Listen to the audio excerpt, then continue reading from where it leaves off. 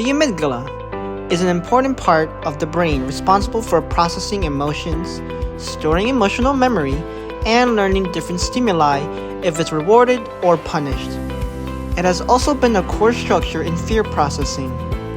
But really, the amygdala is a key hub part of a wider network that helps in fear processing, conditioning, recognition, and modulation of attention and memory of fear-related stimuli. When the brain experiences fear, our sensory system sends the information to the amygdala. The central nucleus of the amygdala is widely considered the main output regulator for mediating fear responses. And these are, in turn, mediated by distinct subdivisions of the central nucleus. However, the amygdala isn't solely responsible for fear response.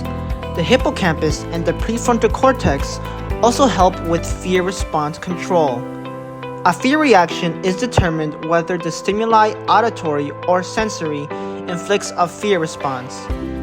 If the stimuli are determined as a threat, the amygdala activates the fight or flight response by triggering a release of stress hormones such as cortisol and adrenaline.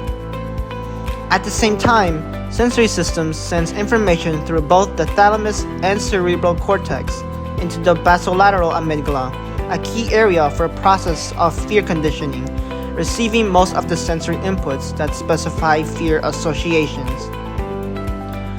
Often, if enough, the same stimuli is conditioned, the more likely the generalization of that fear and the consequent response happens.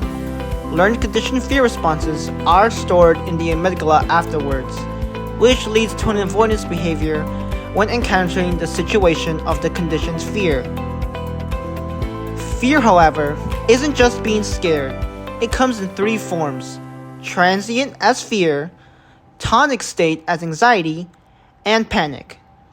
Transient is real fear when the organism can physically see the threat or known environmental danger, whereas anxiety is a perceived or unknown or future threat. Conditioned fears can lead to anxiety disorders, which can be harmful, but the complete absence of anxiety can also lead to harm.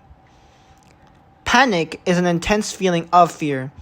While fear is a more manageable response to a threat, panic is a response to the perception of danger without a clear trigger, causing overwhelming feelings of fear and anxiety.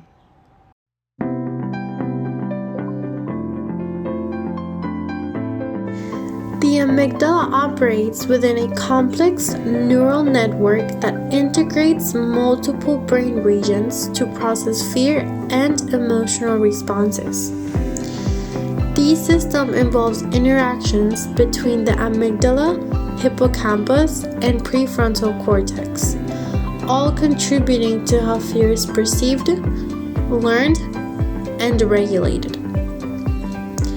The hippocampus plays a role in contextualizing fear, helping to differentiate between real and perceived threats, while the prefrontal cortex helps modulate and regulate fear responses, preventing excessive or inappropriate reactions. Neurotransmitters such as GABA play crucial roles in fear processing, with glutamate facilitating excitatory signals that enhance fear learning and GABA contributing to inhibitory control mechanisms that help regulate fear responses. Deregulation in these neurotransmitter systems can contribute to anxiety disorders, where fear responses become maladaptive or sadly excessive. The amygdala also interacts with the hypothalamic pituitary adrenal axis, or HPA, a system that governs stress hormone release. Chronic activation of the HPA axis due to prolonged exposure to fear-inducing stimuli can lead to heightened stress responses, reinforcing anxiety and avoidant behaviors. The process of fear extinction, which involves the gradual reduction of a conditioned fear response through repeated exposure without negative consequences, relies heavily on the prefrontal cortex to suppress learned fear associations.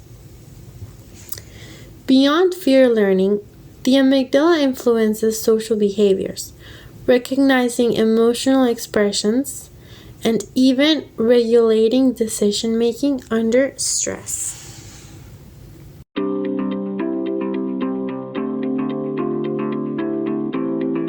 Many researchers have studied how a damaged amygdala, such as applying temporary lesions, can cause the learned fear response to be halted and not take place at all. Researchers used the Pavlovian test to conduct new experiments, which then supported the hypothesis that the amygdala plays a key role in the fear response. A study in mice showed that lesions to the basolateral nucleus of the amygdala can completely stop any learned fear response. If a mouse has gone through the learned fear conditioning, such as with the tone and electric shock, after the study has been completed, this response can be immediately erased. With lesions to the amygdala, the mouse will no longer show any fear response to the tone as long as the electric shock does not accompany it. Since the amygdala is known to be associated with memory, the learned fear response is no more.